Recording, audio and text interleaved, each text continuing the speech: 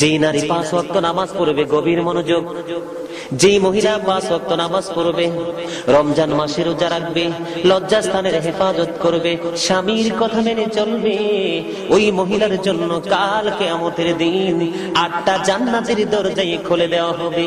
সে যেটা দিয়ে মন চায় সেটা দিয়ে প্রবেশ করতে পারবে। আওয়াজ দিয়ে বলেন না সুবহানাল্লাহ।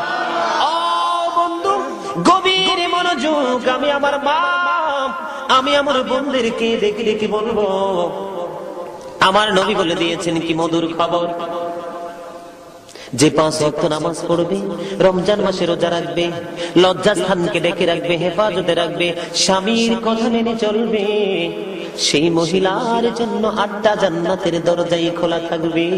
সে যেটা দিয়ে মন চায় সেটা দিয়ে প্রবেশ করতে পারবে, তাকে কেউ আটকাবে না। মা বোনদের জন্য নিয়ামতের খবর কিনা?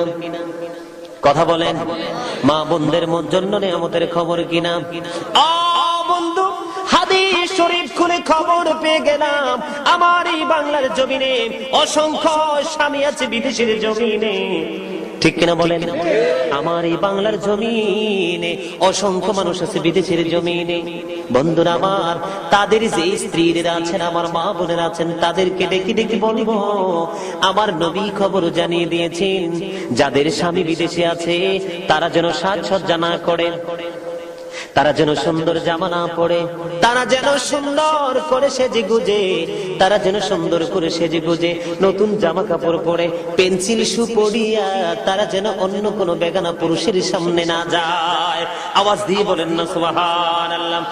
ও বন্ধু, গভীর